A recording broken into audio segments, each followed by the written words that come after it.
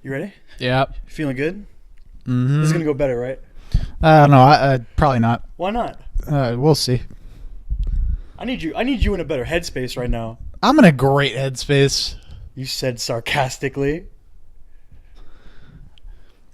You know, if we only recorded when I was in a good headspace, then we wouldn't have a podcast. You know that, right?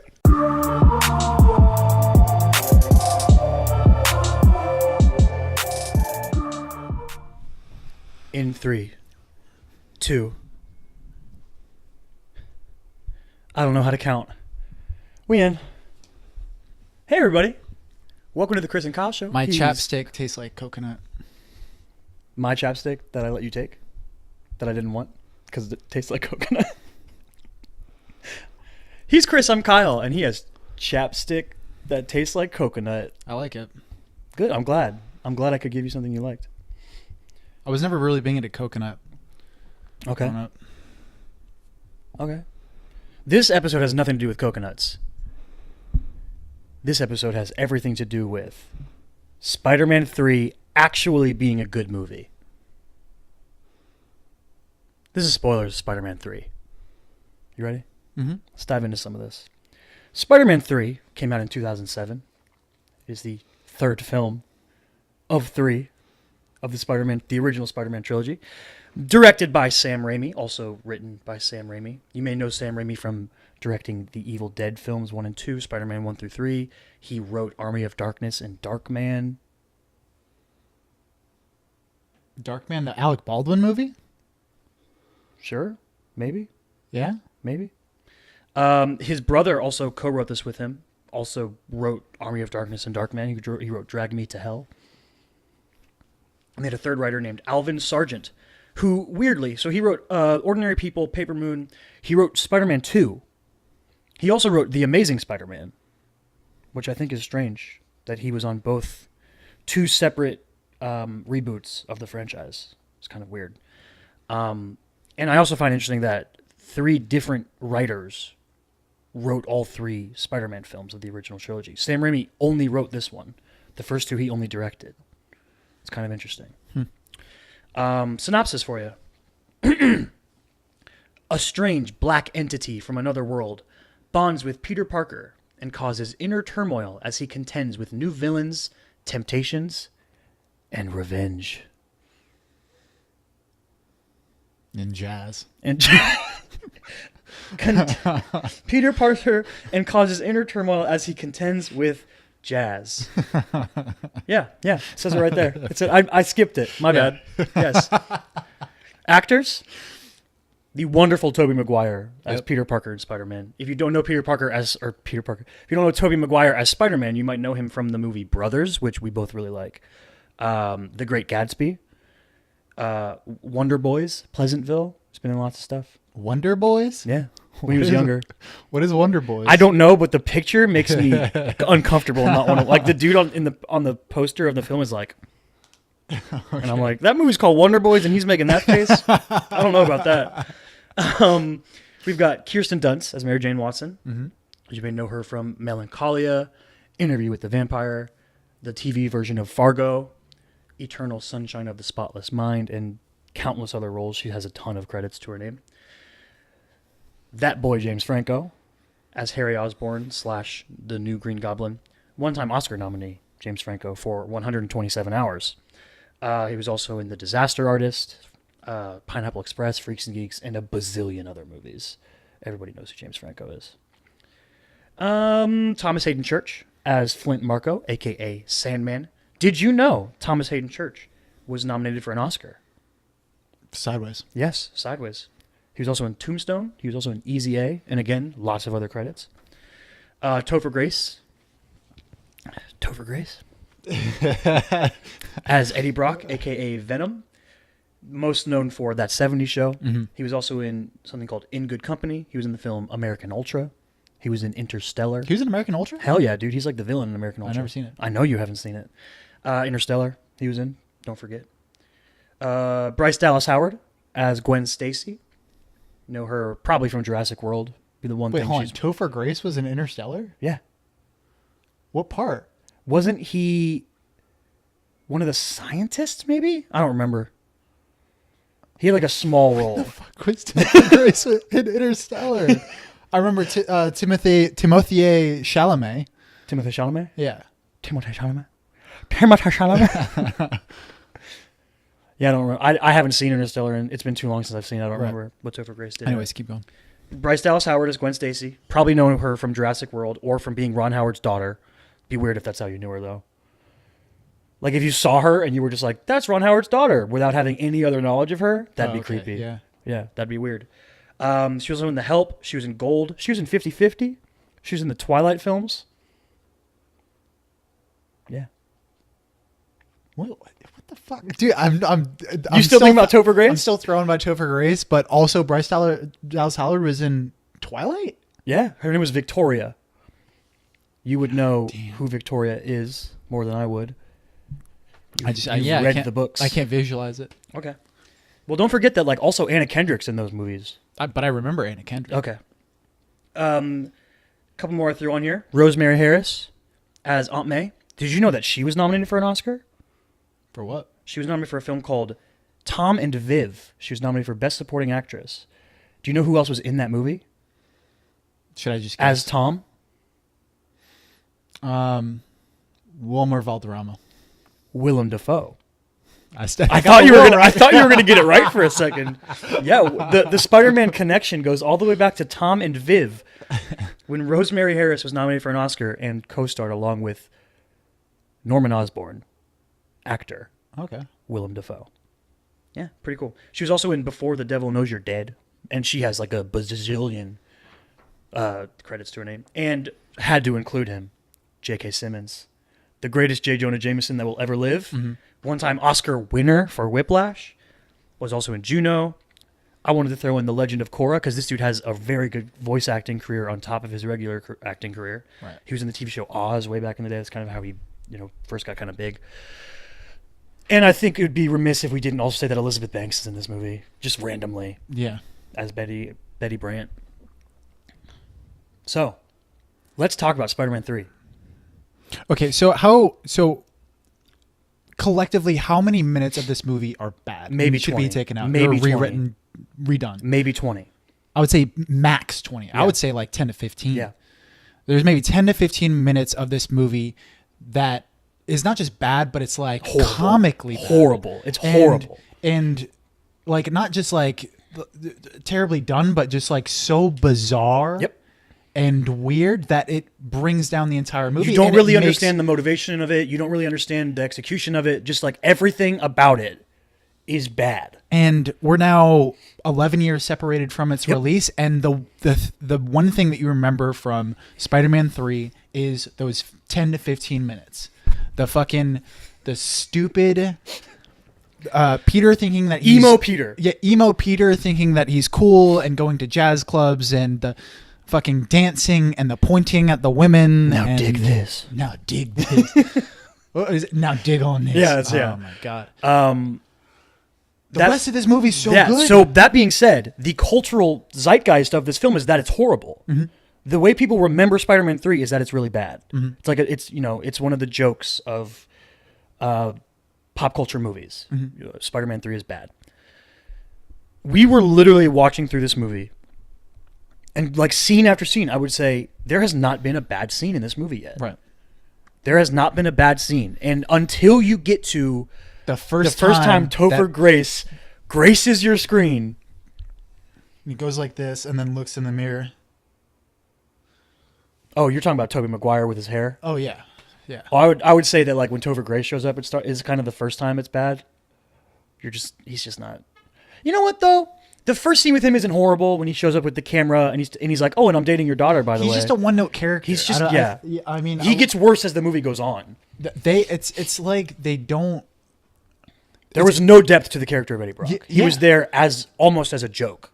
Yeah. And he's not even a foil to Peter in any way. He's just there for Peter to be a foil to him and then to be Venom at the end. It's almost like the writers of this movie were like, oh man, we really want to do the Venom storyline where Peter gets affected by the symbiote. Right. So Peter acts differently. That would be really cool. And then people were like, well, if you have the symbiote, you have to have Venom and Eddie Brock in the movie. And then the writers were like, well, that's not the story we want to tell, because it's clearly not. The story they want to tell is about Flint Marko and about Peter's relationship with the people he loves, and about mostly, I would say, him and Harry. Yeah, and like if you took out the entire Venom symbiote storyline, then this movie would be revered as much as the You would first have and second one you would were. have a smaller climax. The climactic scene would be different, but you would have a much better film. That being said, taking Eddie Brock out of the movie does not take away the emo Peter, though. That still exists. Well, taking out the symbiote does. Oh, take well, out no, but I emo think Peter. at the core, the symbiote was the story they wanted to tell. I think they wanted to tell a story of Peter getting corrupted by the symbiote. They just executed it really badly. Okay, so you think that the whole Venom storyline was like just sort of a shoehorned in Because they were because using they the wanted symbiote. to do the symbiote. The symbiote was the tool that they wanted to use to put Peter through the events of the story they wanted to tell. And then they it's like they came to the realization that if we have the symbiote, we have to have Eddie Brock in the movie. Do you think that they could have remade Spider-Man do you think that they could have made a version of Spider-Man 3 that had him being infected by the symbiote and left out Eddie Brock's Hell character? yes. I said this after we watched it. I think that they could have done an MCU style teaser at the end of the film. If the symbiote had affected Peter throughout the movie and then he overcame the symbiote. Yeah. Now, we wouldn't have had the really cool scene. The bell tower scene would have been a little different because Eddie Brock wouldn't have been down there. Right. Or they could have just had Eddie Brock down there and then we don't see Eddie Brock anymore. You know what I mean? Have an actor that's playing Eddie Brock and you plan to use him in the next movie. Or you have that tower scene, that bell tower scene where he's ripping off the symbiote and not have Eddie Brock there. Yeah. But he tears off the symbiote and then we see Eddie Brock later. Yeah. Later on, you see Eddie Brock with the symbiote. And I think that could have been a very cool, just a stinger. Like in the next Spider-Man movie, Venom's going to show up. And you wouldn't have had to do it in a strange, unlikable way. But it's also like that's a cool way to like sort of symbolize Pete's own corruption, like moral corruption that he's dealing with finding out about Flint Marko and him killing his uncle and everything. Like that would have been just a really cool parallel. Yeah. You know, that he's literally being infected by this creature of this jealous revenge that he wants to he wants to kill Flint Marko, the one thing that Peter, he kind of has this two-pronged thing that's kind of dragging him through the movie, and he finds out that the police think the police know that Flint Marko killed his uncle, and and Harry's manipulation of him through Mary Jane. So he's also going through a lot of heartbreak because Mary Jane breaks up with him at the demands of Harry. Which, if you don't do this, I'm going to kill Peter. If I was Mary Jane, I'd be like, Peter can fucking handle himself. At least a little, like... I don't know. I feel like anyone, it's a ridiculous assumption. If anyone can handle themselves... I think it's perfectly logical to assume that Mary Jane would play along in that case. I just feel like it'd be more efficient to threaten her. I don't know. Maybe if she cares about Peter more than herself, though. Yeah, I guess. But yeah, just thinking about that, I was like, Peter could beat him. Like, you don't have to do this. I mean, you don't know. This is the first time that she's encountered. No, I understand. I'm saying as an audience member, I'm like, you don't need to do that. But I get why she succumbs to his demands. But yeah, I think that the idea of this movie, the skeleton of this movie, is great. It's a great movie. It's just from maybe halfway through the second act. But I mean, 75 to 85% of this movie is actually good. It's actually really good. All the way up to execution, like through the execution, it's really good. It's literally it's 10 to 15 minutes that it just falls apart. Not just garbage, but bizarre garbage. And even those scenes, there's the skeleton of the jazz club scene that we were joking about. Peter brings Gwen Stacy to this jazz club where Mary Jane now works as a waitress and a singer. And when they see Mary Jane, Gwen is like, "Oh, if you want to leave, that's fine." And Peter's like, "No." And then he proceeds to do this weird dance number and play the piano and now dig on this line. And it's just weird. The skeleton of that scene, because the way that scene starts is they sit into the club and they look up and they see Mary Jane and she's about to start singing a blues song. Yeah. There's a version of that scene that exists where Mary Jane is singing a really sad song and Peter is kind of like brooding and upset, but like also trying to like be on a date. Yeah. Where this scene is amazing and Mary Jane is clearly distraught because she sees Peter. Like there's a version of that scene that is so good. Yeah. It involves zero dancing. It involves zero Peter playing piano. Why is Peter good at piano? Yeah. Why is Venom good at piano? Why is the symbiote able to make Peter good at piano? Maybe the symbiote on some other planet encountered a really good jazz pianist. So it took that into its See, what most people think that jazz derived in America. Nah. See, it was actually it's from a distant galaxy. a distant galaxy. Yeah, the symbiote planet. But there's like. Do you know anything about the symbiote as far as where it actually comes from? No, it's literally from a planet where there's a bunch of symbiotes.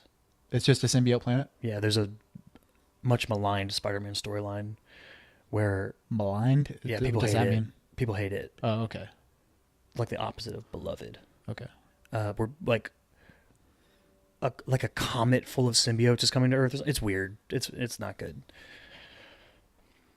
That's also why Venom has like offspring and like Carnage exists and Scream and all these other symbiote characters. They're all from that planet. Just different versions of a symbiote? No, it's like its own. The symbiote is its own like race. It has a name. I don't remember what it is, but it's literally an alien. But it's still like different. Like is Carnage different from Venom? Okay, so like Venom is its own symbiote. It's like its own person, its own Yeah, it's its own And then character. Carnage is it's like they're of the same Carnage they're both humans, but they're different characters. Yeah, Carnage is like his offspring, I think.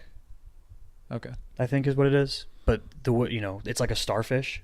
It's like asexual, like breaks off of pieces of itself or something Okay. like that. I might be getting it wrong, but I'm pretty sure that's what it is. Yeah. Well, let's talk about the good stuff in this movie. Because there's a lot. I don't want to focus on the bad stuff because we want to talk about how this movie is actually good. And all people do is focus on the bad stuff. Focus on when the we talk bad about stuff. Spider-Man Everybody 3. knows the bad stuff. Yeah. I think this applies to the whole trilogy. I think the characters stand out maybe more than anything. The plots aren't necessarily super intricate or great or anything. It's pretty basic plot wise, but the characters just really sing, and the portrayal of them. Mm-hmm. James Franco is at his squintiest, but he's great.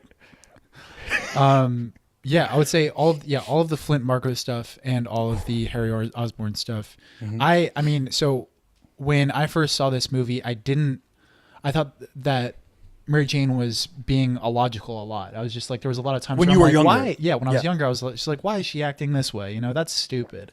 And now that I'm older, I'm like, that it has absolutely happened. It has the trappings of the naggy girlfriend trope. Yeah, that you see in superheroes. I feel like it's more than that. No, I agree with you. Yeah. After seeing it again, yeah, there's times where I said this to you, like it's just sometimes I get so frustrated when I see a scene in a movie or a TV show, and all it would take is for someone to shut up for 10 seconds, and every problem would be solved. Right. That's Peter in this movie. It's so frustrating. Right. If he would just shut his mouth and let Mary Jane tell him why she's upset, there would be so many less problems in his life. But he's just, and it's not that he's an asshole. He's just really excited, right? And he's trying to be supportive without realizing what's wrong with her. And I think it's really, really well done. Well, yeah, I think so. There's like a problem with overly optimistic people. Mm-hmm. They have an issue of relating to people that are actually going through something bad. Yeah. Right. And that's kind of what Peter's doing. He's being so overly positive, and he's trying to, like, he's planning on proposing to Mary Jane. And when you're doing that, you're he's constantly like trying to plan and waiting for his opportunity for he's this got window. that great scene with the French dude. That's so good. Yeah, with Bruce Campbell. Yeah, yeah. And he's literally trying to craft this window of opportunity where, you know, Mary Jane is really happy, and, you know, he has his He fairy thinks he tale has moment. the perfect moment. Yeah, he has his fairy tale moment, but he's just not He's paying completely attention oblivious. oblivious to the situation at hand, and he's crafting his own narrative in his head. Yeah. Which, like, I don't know, I feel like that's kind of ironic. Because Spider-Man, and he had like zero Spidey sense. Yo, his Spidey sense has nothing to do with other people's emotions. See, like Mary Jane, he's like, I'm sensing an emotional bullet. See, Mary Jane, anytime that she's angry, she just try to stab. Yeah, exactly. And then he'll know what's going on. And then he'll be like, oh, okay, something's wrong. Yeah. That would be great. Man, that'd be a great power. Emotional spider senses. Yeah. Like it'd be like a form of you know, empathy powers. An empath. Yeah. That'd be pretty cool. Yeah. I don't feel like that's. I feel like any good person can kind of do that. No, I'm talking about next level though. Like I can just tell what's wrong with you. Like what would be like what's the ceiling here? Like I feel like just being like, can you tell me what's wrong? Dude, I can tell when people are lying. Oh, okay. You can tell if people are hiding things. You can tell if someone's a good or a bad person or has good or bad intentions. Oh, okay. So like this is like a even like more At the ceiling. elevated version of Matt Murdock's kind powers. of, yeah. You know, because he's able to hear your heartbeat and stuff. Yeah, tell if you're lying. He bases your intentions and your honesty based off your heartbeat. Mm-hmm. If you can mask that, like the ninjas in season 2, that he doesn't even hear them because they can slow their heartbeat. Mm-hmm. Yeah, this would just be direct link. Be pretty cool. Anyway, Spider-Man can't do that yet. Yeah. In Kyle's head canon. We don't know. We don't know the furthest reaches of Peter's spider senses. Yeah, so I think the relationship of Peter and Mary Jane is really well done. I do think that. Do they do it in all 3 movies? Does Mary Jane get captured, or is it just Spider-Man 2 and 3? So it's the first one where it's the bus full of children and Mary Jane, right? You know what I'm talking about? And Mary Jane separately, yes. Yes. Yeah, Green Goblin, yes. And he makes Peter choose. That's right. So is the second one Mary Jane captured? Does Doc Ock do something with Mary Jane? Capture her? I don't remember. It's just like, all right, I get it. You know what I mean? It's an overly used misogynistic trope. Yeah. To just, you know. You know what, though? In defense of the film, Eddie Brock is a misogynistic dude. Yeah. Makes sense. Yeah. Yeah, he kind of... So he didn't actually have a relationship with Gwen Stacy, right? We very subtly learned that he's a psychopath. Remember that? He literally told her mom. He said, "Great to see you." Or dad. He said, "Oh, and by the way, I'm dating your daughter." The first scene we ever see him. Then when Spider-Man gets the key to the city scene, he starts taking pictures of Gwen, and he's like, "Hey, beautiful," and she's like, "Oh, hey, Eddie," and then he's like talking to her, and she's like, "We hung out one time," or something like that. She's like, "We had one night, and it was fun," and he was gonna propose to her. He's like a straight up psycho. Yeah, he's a crazy dude. And it's very subtle. Like, they don't really lean into that very much. Right. Which maybe they should have more. Maybe it would have helped. I don't know. The character needed a lot of work. Dude, I'm like, there is a version of Venom out there that can be good. Yeah, it exists somewhere. And I want it to happen. Hopefully it happens in a Tom Holland movie. Yeah. That's what I want. I want Tom Holland in that suit. Tom Holland, Miles Teller. Let's make it happen. Yo, yeah, We're going to LA. That's my dream. Miles Teller as Eddie Brock. That's my dream. Like, we're gonna see Miles Teller on the street and be like, yo, you know Miles Teller? Trust me, I got you. I'm gonna be like, yo, I got you, dog. Yo, Tom, you know Miles Teller? He's gonna be like, oh, I met him. I'm gonna be like, he should play Eddie Brock in one of your Spider-Man movies, and be like, that's a great idea. You want to work on it? And I'll be like, hell yeah. And then he dances away. It flips. That dude can do real flips. He's not. But he's also a dancer. He ain't no poser. No, I'm saying he dances away and then he flips. Oh. Okay. Shows all of his skills at once. You know what else? You know who else? While crying. Oh, it feels so good. Oh, it feels so good. I don't feel so good. You know who else is great in this movie? Who? who I don't think I realized was so good when I was young, Aunt May. Aunt May, yeah. She steals every single scene she's in. Yeah.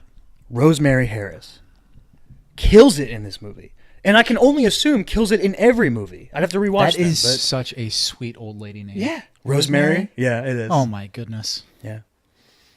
Yeah, it's a good old lady name.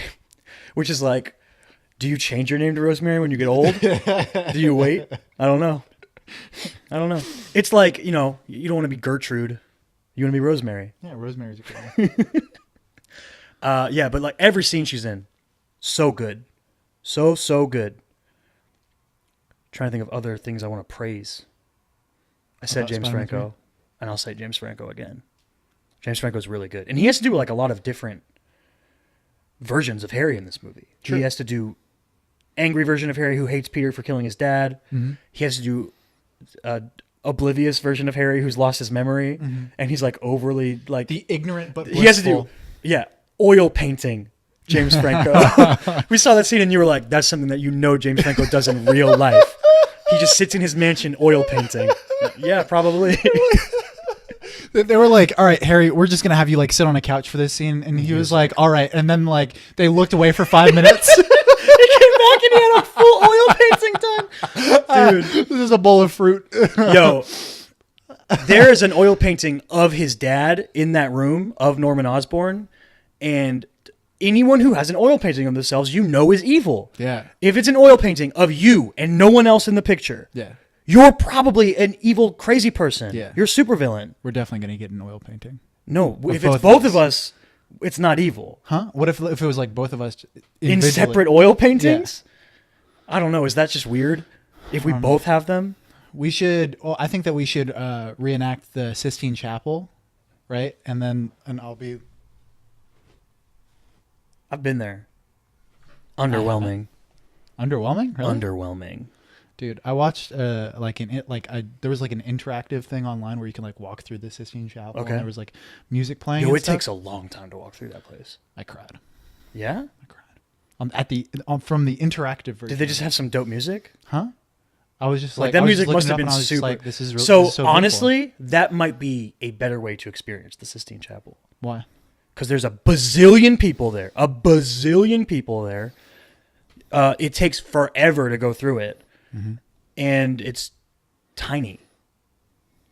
The iconic painting, Mm-hmm. tiny. Like you're like, oh, there it is. You can barely see it. But if you get to go through with like first person point of view, POV, you got dope music playing. Mm.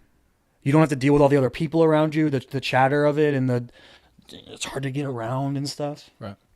And if you can get closer, you see things more clearly. That might be a better way to experience the Sistine Chapel. You have any other positives, negatives, things to learn from this film? Nah. Here's something interesting. If they had executed Venom better, than the symbiote storyline better, we might have gotten 3 more Tobey Maguire Spider-Man movies. Mm-hmm. They made the decision after this movie, because it did not do well, they made the decision to reboot the franchise and make the Andrew Garfield movies. All because Spider-Man 3 of was, emo Peter. yeah. Because of 15 minutes of Spider-Man 3. Mm-hmm. That's crazy. I don't know how it happened. Like I don't know. And that's one of the reasons I brought up the Sam Raimi thing, because I think it's really interesting that the movie with the most flaws in it, the worst sins of poorly written, straight up plot line, was the movie that he was the most involved in creatively. Mm-hmm. I think that's really interesting.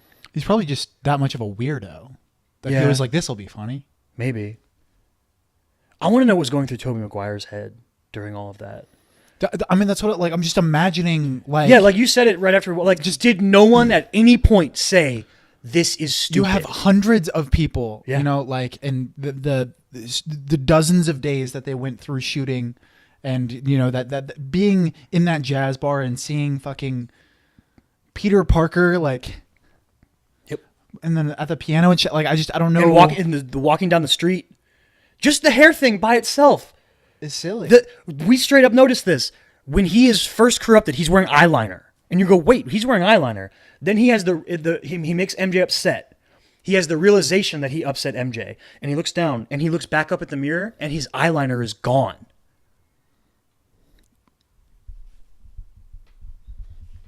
It seemed like maybe I'm wrong. I don't know, man. But it seemed to me like his eyeliner was gone. I don't know. Like the eyeliner was like a character choice to make us stupid audience members realize that he was mean Peter. I don't know, man. Listen, listeners of our beloved podcast. Next time someone bashes Spider-Man 3 in a public setting, let them know it's not all bad. It's only like 1/6 bad or something like that. I'm not good at fractions. No, 1/5 is 20%. Yeah, 1/6 bad. Seems reasonable.